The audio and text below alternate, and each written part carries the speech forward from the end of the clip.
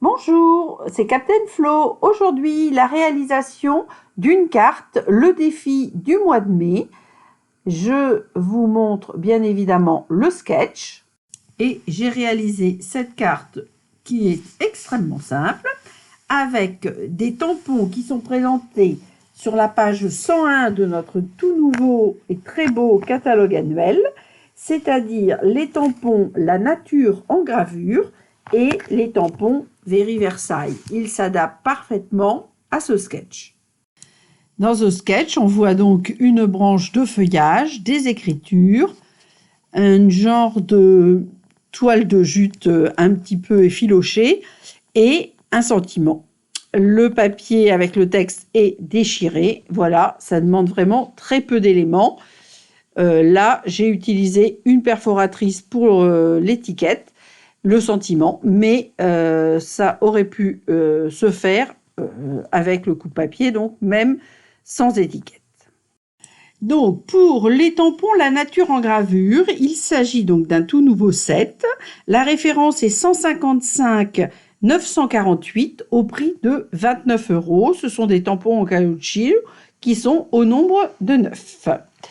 Et les tampons que l'on connaissait déjà et que j'adore, qui sont Very Versailles.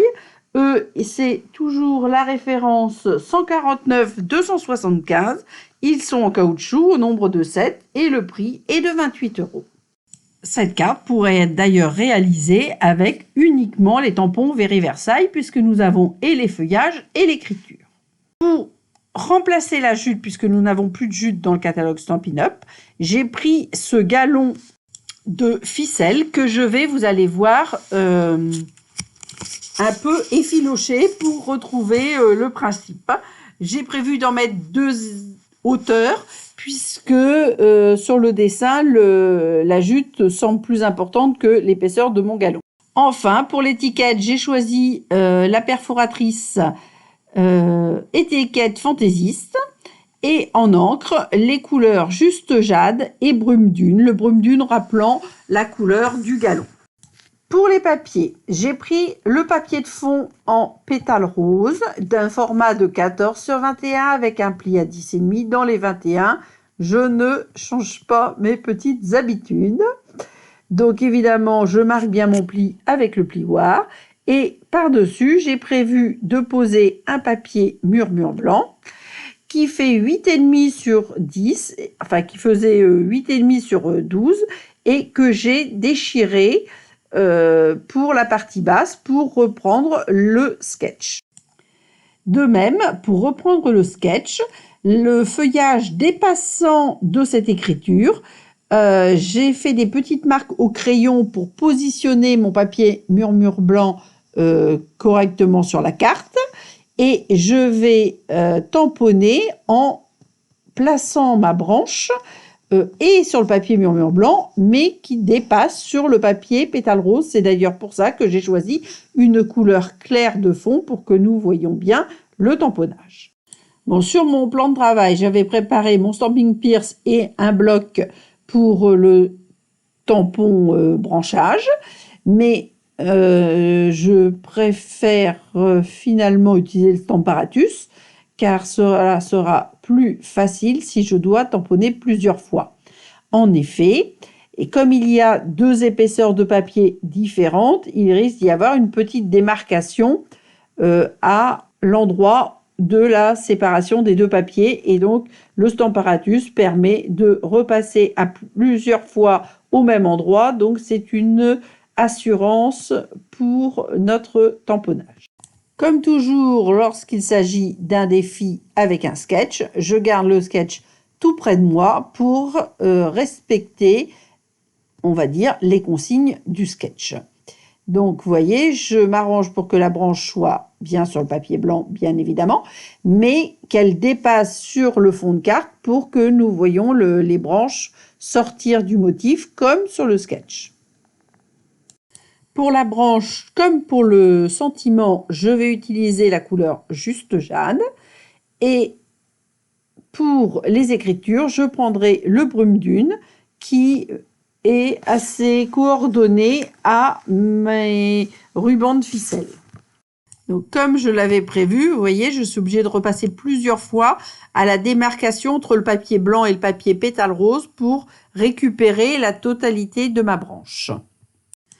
Donc, je vais pouvoir récupérer la carte et le papier murmure blanc. Je vais désolidariser ces deux parties en enlevant mon scotch repositionnable. Si vous n'avez pas de scotch repositionnable, vous pouvez tout à fait prendre un masking tape que vous allez un petit peu, on va dire, user sur votre main, par exemple, pour que ça maintienne les papiers ensemble, mais que ça, vous puissiez les enlever sans souci et les décoller sans souci. Alors, au préalable, pour réaliser cette carte, j'avais réalisé un tamponnage de cette branche sur du papier post-it que j'ai détouré avec application pour pouvoir masquer ma branche et positionner mon écriture.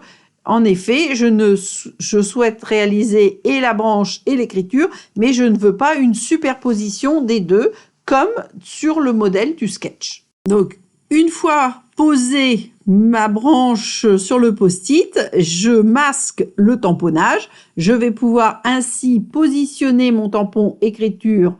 Bien sûr, vérifier que les écritures sont bien positionnées horizontalement grâce au quadrillage de la plaque du Stamparatus. Et je vais donc tamponner en brume dune cette écriture qui va se positionner aussi sur le masquage, mais c'est fait pour, une fois le masquage enlevé, j'aurai l'écriture et la branche. Voilà, maintenant que l'écriture est bien positionnée de manière horizontale, je vais pouvoir tamponner mon texte comme je vous l'ai dit précédemment. J'ajoute juste un petit scotch repositionnable que je n'ai pas encore rangé pour maintenir le papier. Comme ça, ça ne bougera pas.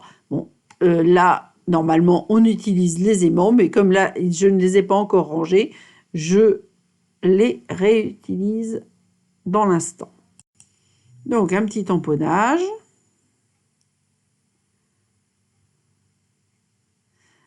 Le masquage d'un sujet avec du papier post-it est quelque chose que j'aime beaucoup. Je trouve que ça donne un très très beau rendu et donc j'en profite pour le faire assez régulièrement. C'est d'ailleurs sans doute ce qui m'a fait choisir ce sketch par rapport à d'autres modèles. Ça change un petit peu, ça permet de réaliser une carte très simple où il faut très peu de matériel. À la limite, on n'est pas obligé d'avoir une perforatrice. Donc, c'est une carte qui s'adapte à toutes les personnes qui souhaiteraient se mettre à faire des cartes, même sans matériel. Alors, un conseil, lorsque vous avez fait votre masquage au post-it, même s'il a été tamponné par-dessus, ça n'a aucune importance. Conservez-le précieusement. Moi, je le range dans la boîte du tampon coordonné avec justement un scotch repositionnable pour ne pas le perdre et ne pas avoir à le refaire. Donc, une fois qu'on a passé du temps à le préparer, on le garde précieusement pour les futures utilisations. Alors, j'avais retiré le Stamparatus, mais j'ai omis de faire mon petit texte. Donc, je vais enlever le tampon écriture et je vais mettre une petite bande de papier. Alors, la petite bande de papier, c'est les mesures de ces perforatrices en 3 dimensions qui sont 1,3 cm, 1,9 cm et 2,5 cm. Là, j'avais choisi 1,9 cm et je vais mettre le texte juste pour toi. Donc, je vais diminuer la bande de papier à la bonne dimension en laissant à peu près 8 mm à chaque extrémité. Puis, je perfore. Alors, moi, je perfore toujours en retournant. Comme ça me permet d'être sûr d'être bien centré. Bon, je retire ce qui ne sert pas, c'est-à-dire cette fois-ci le Stamparatus ainsi que la chamoisine pour nettoyer les tampons. Et je vais prendre le coupe-papier pour donc réduire à peu près 8 mm les deux extrémités de mon étiquette. Je vais ensuite bien sûr perforer les deux côtés. Donc pour couper, vous avez vu, j'ai regardé combien il y avait de millimètres entre le bord gauche de mon étiquette et le J de juste. Et je retourne et je vais faire la même chose de l'autre côté pour avoir les mêmes 8 mm avant perforation. Alors, je l'ai déjà dit plein de fois, j'adore ces perforatrices qui permettent de faire petit 1, 2 modèles d'étiquette, petit 3, petit 2, 3 dimensions par étiquette. Ces motifs peuvent être superposables ou non. Et c'est vrai que c'est quelque chose que j'utilise beaucoup, beaucoup, beaucoup. Et pour les sentiments des cartes et pour les mini-albums. J'enlève mes chutes de papier et je vais ombrer mon étiquette, toujours dans la couleur coordonnée, c'est-à-dire le juste jade. À l'heure où j'enregistre cette vidéo, j'ai commandé des nouveautés du catalogue, mais malheureusement, je ne les ai pas encore reçues, donc je reste avec les couleurs que nous avons à disposition.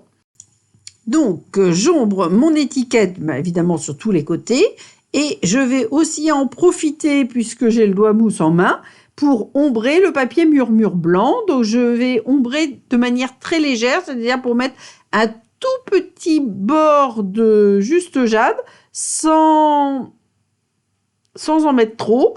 Et je vais aussi en profiter pour ombrer la partie déchirée du papier pour, on va dire, un petit peu la mettre en valeur. Bon, j'y vais avec parcimonie, donc c'est vraiment dans le détail qu'on voit le juste jade, mais c'est vrai que j'en ai pas mis trop. Moi, j'aime l'ombrage, mais j'aime pas qu'il y en a de trop. Donc ça, c'est des questions de goût. Chacun fait selon ses propres choix et ce qu'il aime ou pas. Alors maintenant, nous allons procéder au montage de la carte et je suis à la recherche d'une gomme pour effacer les deux petits angles que j'ai tracés au crayon à papier qui me permettaient de positionner correctement mon papier blanc sur le fond de carte pétale rose. Une fois que c'est fait, je vais coller le papier blanc sur le devant de la carte en respectant cet alignement et la continuité du feuillage. Lorsqu'il y a la continuité du feuillage, bien évidemment, il faut être précis. Ce serait dommage que la branche ne se continue pas correctement, on va dire.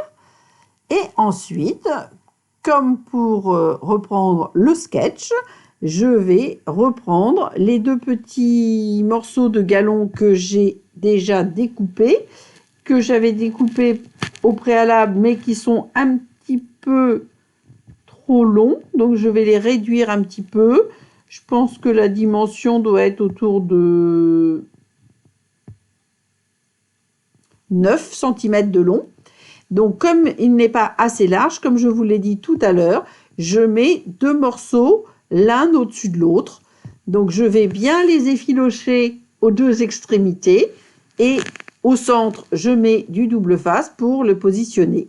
Comme sur le sketch, je masque le bas de la branche. Bien évidemment, je commence par l'un des galons et je vais faire de même avec le deuxième que je vais coller au-dessus, mais bien de manière jointive avec le premier. Quand la carte sera finie, étant donné qu'il y aura le sentiment par-dessus, on ne verra pas qu'il ne s'agit pas d'un seul et même galon. Alors, je me bats comme d'habitude pour enlever la protection du double face, mais ça va venir rapidement. Donc pour le deuxième, je procède exactement de la même manière. Et donc, je vous le dis, je le colle de manière jointive au premier afin de donner l'impression que ce galon est 2 fois plus large qu'il est en vérité. Si de votre côté, vous avez un morceau de jute comme sur le sketch, ça pourrait être très très joli. Malheureusement, je n'ai pas ça en magasin. Dans le passé, nous avons eu un genre de galon comme ça en toile, mais ce n'est plus le cas. Et celui que j'avais de mémoire était blanc, donc ça n'aurait pas ressorti sur la carte. Alors, toujours un petit rappel au sketch pour être sûr d'être dans le projet. Et je vais, avec la pointe des ciseaux, effilocher un peu plus mes galons. C'est un peu comme si on peignait les extrémités des galons pour qu'ils soient plus détressés qu'au naturel, évidemment. Ça, c'est quelque chose que j'ai déjà utilisé plusieurs fois sur des cartes. C'est un petit rendu, pareil, que j'aime bien. Donc, je n'en mets pas tout le temps, mais c'est vrai que c'est quelque chose qui revient de temps en temps. Alors, j'ai présenté mon souhait, mais j'avais choisi donc 1,9 cm, je vous l'ai dit tout à l'heure. Et ce souhait me paraît trop grand parce que je souhaite le faire plus petit que la largeur de mes 2 galons. Donc, je vais réduire en tenant compte de la découpe. Donc, je vais réduire autour de 1,3 cm et de ce fait, je vais réombrer puisque je vais enlever une partie haute et une partie basse à cette étiquette déjà préparée.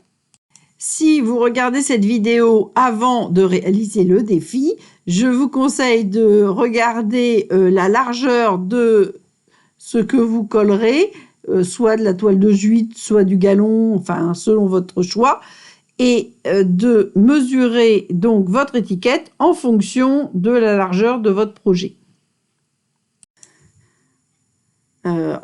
Moi, je me base sur le sketch et vous voyez que l'étiquette est quand même largement moins large que le support de toile. Voilà, donc moi, comme j'ai fait avec des galons, j'aurais pu mettre aussi un 3e galon, mais je ne veux pas masquer ni l'écriture ni la branche.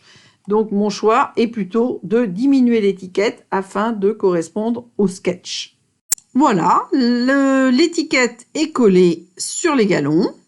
Et la carte est donc réalisée. Vous avez vu, c'est vraiment extrêmement simple. J'espère que vous serez très nombreux à m'envoyer vos modèles de cartes.